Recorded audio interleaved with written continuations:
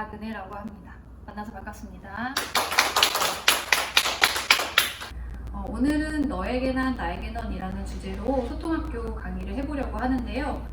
노랫말을 잘 들어보시면 좋은 사람으로 추억되고 싶고 좋은 사람으로 기억되고 싶다라는 그런 내용들을 좀 담고 있어요. 상담 이론가 매슬로우에 의하면 인간은 누구나 자기 존중의 욕구를 갖고 있다고 해요. 그러다 보니까 스스로 존중받고 싶은 마음, 또 타인에게 인정을 받고 싶은 마음은 본능처럼 갖고 있다는 말이기도 합니다. 자, 그렇다면 누구나 이렇게 좋은 기억으로 남고 싶어 하는 마음을 갖고 있는데요. 나는 그러면 어떤 사람으로 기억되고 싶은가를 한번 생각해 보면 좋은 사람으로 남으려면 어떤 것들이 좀 필요할까요?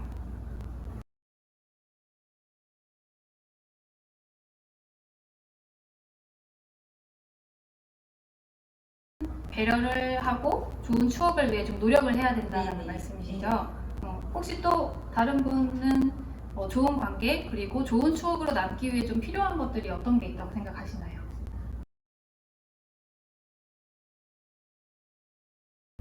상대방을 좀 어떻게 보면은 알고 다가가고자 하는 마음이네요? 네. 얘기해 주신 것처럼 정말 좋은 마음들인 것 같아요. 그러면은 지금 이렇게 이야기해 주신 것들을 들어보기도 하고 또 주변에서 저도 좀 다른 사람들하고 좋은 관계를 맺으려면 어떻게 해야 되나요? 이런 이야기를 나누게 되면 많은 분들이 상대방을 위해 좀 맞춰줘야 해요. 아니면은 싸우지 않게 조심해야 돼요. 배려하고 양보해야 돼요. 라고 이야기들을 많이 해주시는 것 같아요. 그런데 사실 100% 그 사람을 맞춘다는 거는 좀 불가능한 일이잖아요. 나도 내 욕구가 있고 상대방도 상대방의 욕구가 있는데 그것들이 완전히 100% 맞는다는 거는 불가능한 일이니까요. 좋은 관계를 위해서 참기만 한다고 한다면 그거는 사실 좋은 관계가 아닐 거예요. 겉보기에는 좋은 관계처럼 보일지 몰라도 실제로 내 마음속에는 사실 그 사람에 대한 좋은 기억들이 남아있지 않을 거예요. 내가 참는다면 상대방은 나에 대한 좋은 기억을 가지고 있을 수는 있어요. 하지만 정말로 있는 그대로 나를 알아주기는 어려울 것 같아요. 그렇기 때문에 우리는 결국엔 좋은 관계, 좋은 소통을 위해서는 내가 참고 그냥 무조건적으로 맞춰주는 것보다는 정말로 건강하게 대화를 하고 소통하는 것들이 좀 필요할 거예요. 그렇다면 이 건강한 소통이란 무엇일까? 이런 물음들을 던지다 보면 무조건 솔직해야 돼요? 그러면은 내 마음대로 막 표현해도 되나요? 상대방이 싫어하면 어떡하죠? 이렇게도 궁금증을 남겨주시기도 하는데요. 내 마음을 표현하면서도 상대방의 기분이 상하지 않게 하는 것, 그 두 가지만 지켜주신다면 사실 누구와 관계하는 것도 어렵지 않을 거예요. 근데 이렇게 말이 쉽지? 그렇잖아요. 내 마음을 표현하면서 상대방을 어떻게 기분 나쁘지 않게 하지? 이게 이제 우리들의 숙제인데 이 숙제를 풀기 전에 먼저 제가 준비한 의사소통 유형들이 몇 가지 있어요. 이 유형들을 좀 잘 들어보시면서 내가 어떤 유형이었구나, 내가 이런 소통 방식을 좀 사용을 했었구나, 이런 것들을 한번 찾아보시면 좋을 것 같아요. 제가 준비한 소통 방식 유형은요, 버지니아 사티어의 5가지 소통 유형이라고 보시면 되는데 일단 첫 번째로 회유형이라고 하는 소통 유형이 있어요. 이 유형 같은 경우에는 자신의 감정이나 마음보다는 타인이 우선시되는 유형이라고 보시면 돼요. 그러다 보니까 상대방의 기분을 너무나 살펴본다거나 눈치를 본다거나 내가 원하는 게 있음에도 잘 이야기하지 못한다거나 또 조금의 실수를 한 것 같을 때 상대방의 기분을 과하게 살피고 좀 비위를 맞추려고 하는 모습들이 많이 나타나기도 해요. 다음으로는 비난형이라고 하는 유형이 있는데요. 이 유형 같은 경우에는 상대방, 타인이 좀 무시되는 유형이라고 볼 수 있어요. 나의 옳고 그름, 또 나의 강인함을 표현하고 인정받고 싶다 보니 타인이 이야기하는 것들을 존중해주지 않거나 거절을 한다거나 받아들여주지 않는다는 특징들을 갖고 있어요. 그러다 보니까 겉으로는 좀 강해 보이고 공격적으로 보일 수는 있지만 내적으로는 외로운 실패자라고 하는 자기 낙인감을 갖고 있는 사람이라고도 합니다. 그리고 세 번째로는 소위성형이라고 하는 유형이 있는데요. 이 유형은 자신이나 타인보다는 상황을 훨씬 더 중요시하는 유형이라고 보시면 됩니다. 상황을 중요시한다는 것은 어떻게 보면 객관적인 것, 그리고 옳은 것, 타당성 이런 것들을 너무 우선시하다 보니까 내 감정이나 타인의 감정을 고려하지 않게 되는 거예요. 그러다 보니까 나의 견해나 옳은 것들을 좀 더 논리적으로 설명하기 위해 어떤 조사 자료를 인용한다거나 설명이 길어진다거나 나의 의사를 피력하기 위해 상대방이 듣지 않는데도 계속해서 이야기를 한다거나 이런 특징들을 갖고 있어요. 그런데 이런 유형을 갖고 있는 분들 역시도 내적으로는 좀 외로움을 갖고 있다거나 자신을 인정받지 못하고 타인들이 알아주지 못할 거라는 그런 마음들을 갖고 있다고 합니다. 그리고 네 번째로는 산만형이라고 하는 유형이 있는데요. 이 유형은 어떻게 보면 자신과 타인 그리고 상황까지도 무시를 한다는 특징이 있어요. 그러다 보니까 깊은 대화가 하기 어렵고 조금 대화의 주제가 이리 튀고 저리 튄다거나 대화를 할 때 뭔가 두서없이 이야기를 한다거나 조금 혼란스럽다라는 느낌을 받으실 수도 있어요. 함께 있으면 즐겁지만 뭔가 이상하게 이 사람은 깊게 내면을 좀 알 수가 없다거나 그런 특징들을 가지고 있다고 보시면 됩니다. 마지막으로 일치형이라고 하는 의사소통 유형이 있는데요. 이 유형 같은 경우에는 자신의 내면의 감정 단어를 있는 그대로 잘 표현할 수 있는 유형이라고 합니다. 그러다 보니까 나를 방어하기 위해서, 나의 의사를 피력하기 위해서 과하게 표현을 하고 이야기한다기보다는 정말로 내가 어떤 걸 느끼고 어떤 걸 생각하는지를 표현할 수 있는 사람이라고 볼 수 있어요. 그러다 보니 이 일치형의 자원으로는 높은 자존감이라고 볼 수 있어요. 지금 들으신 유형들 중에 나와 가장 비슷하다고 생각되는 유형이 있으실까요? 아마 딱 이거야 하는 거는 없으실 수 있어요. 하지만 좀 부분 요거랑 좀 비슷한 것 같은데 저것도 좀 비슷한 것 같은데 라는 생각들이 드실 때 그래도 이 부분이 조금 더 강한 것 같아 하는 부분 염두에 주시고 지금부터는 또 내가 불편하다고 느끼는 거나 고민이 있으시다면, 그러니까 소통에 있어서죠. 내가 누군가와 관계를 맺고 소통함에 있어서 불편한 게 있으시다면 어떤 것들이 좀 불편한지 그리고 내 유형은 어떤 거라고 생각하시는지 이야기해 주시면 좋을 것 같아요. 혹시 나눠주실 분 계실까요?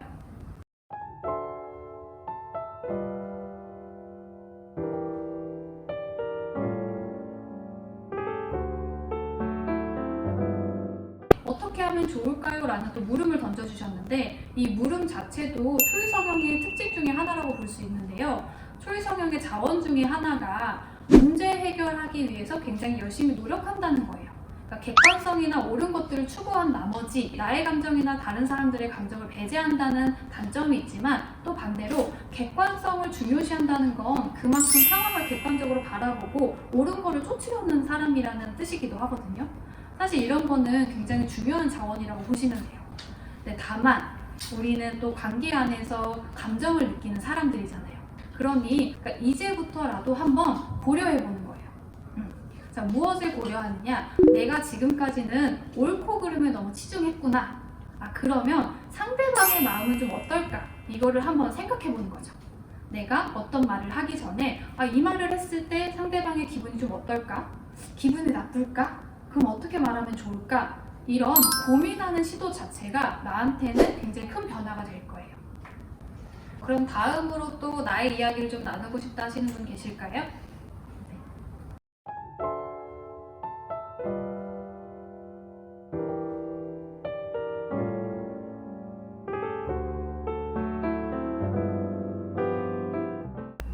맞아요. 지금 얘기해 주신 것처럼 타인의 눈치를 본다거나 기분을 살펴본다거나 이런 것들은 이 회유형의 큰 특징이기도 한데요.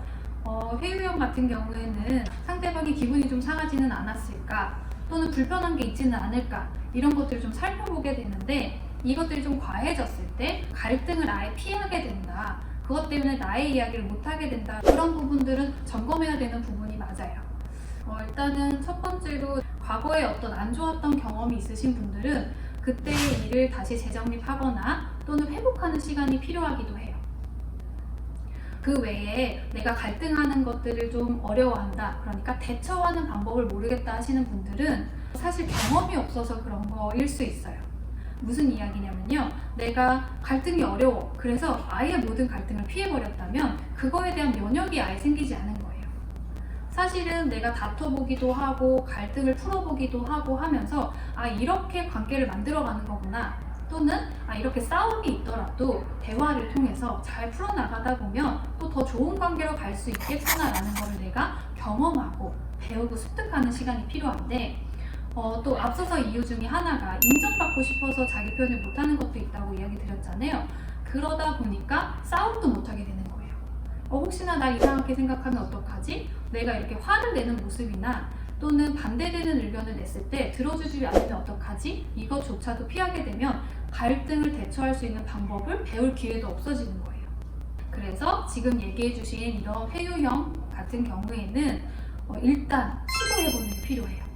어떤 시도냐? 맨 처음부터 뭔가를 싸우거나 싸움을 걸거나 이럴 수는 없겠죠. 그러니까 내가 불편한 게 있거나 하고 싶은 이야기가 있다면 일단 있는 그대로 표현을 해보는 거예요. 있는 그대로 표현한다는 것은 내가 지금 느끼고 있는 감정이 무엇인지 상대방을 비난하지 않고 그대로 전하는 거예요. 처음에는 조금 안전하다고 느끼는 대상이나 편안하고 또는 좀 친밀한 관계 있잖아요. 이 사람이라면 내가 이런 이야기를 해도 좀 들어줄 수 있을 거야 라고 좀 느껴지는 대상에게 한번 시도를 해보시면 좋을 것 같아요. 그리고 어떻게 보면은 인정받고 싶은 마음에, 내가 이해받고 싶은 마음에 나를 표현하지 못하는 경우들이 많이 있는데요. 그렇게 나를 드러내주지 않으면 결국엔 나의 있는 그대로의 모습을 인정받지 못한다는 건 똑같은 것 같아요. 그러니까 어떻게 보면 가려진 모습이잖아요. 상대방은 나를 있는 그대로 알아주지 못한 상태로 그냥 저 친구는 괜찮은가 보다 하고 넘어갈 수 있어요. 기분이 나쁘지 않은가 보다. 하지만 나는 그렇지 않거든요. 그러면은 마음 안에 그 불편한 감정이나 아니면은 억압된 어떤 내면의 문제들 이런 것들이 내 마음 안에 계속 켜켜이 쌓여 있을 거예요. 그러다 보면 내 마음 안에서 감추려고 하려고 애써도 짜증으로 표현되거나 아니면 편한 대상에게 좀 표출이 되거나 건강하지 않은 방법으로 표현될 수 있기 때문에 내가 좀 불편한 감정이 느껴졌을 때 하고 싶은 이야기가 있을 때 그때 표현해 주시는 것이 가장 도움이 많이 되실 거예요. 그러면 또 다음 질문 해주실 분이 계실까요? 저는 사실 제가 무슨 이야기인지는 잘 모르겠는데 요즘 그거 MBTI 보면 잘 맞는구나 안 맞는구나 그런 거 있잖아요. 그래서 이것도 그런 게 있는지 그게 좀 궁금해요.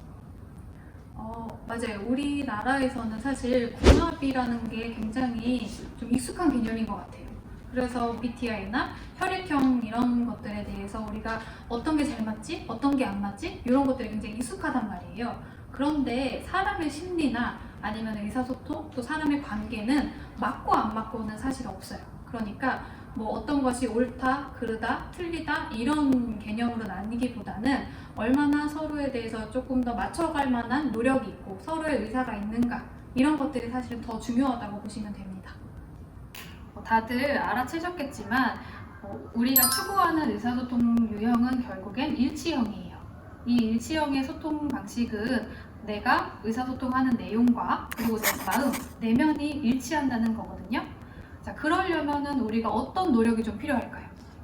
내 감정을 좀 알아야 일치시켜서 표현할 수 있지 않을까요? 맞아요. 지금 얘기해 주신 것처럼 결국에는 내가 내 마음을 알아야지만 그런 것들을 표현할 수가 있잖아요. 그래서 우리가 다른 사람하고 관계 맺을 때 더 건강하게, 더 좋은 관계를 맺기 위해서는 나와의 관계가 먼저 잘 맺어져야 된다는 이야기예요. 오늘 이 시간들을 통해 각자 나와의 관계를 다져가는 내적 교류의 시간이 되었기를 바랍니다. 저희 다음 소통학교 주제도 많은 관심 부탁드리겠습니다. 감사합니다.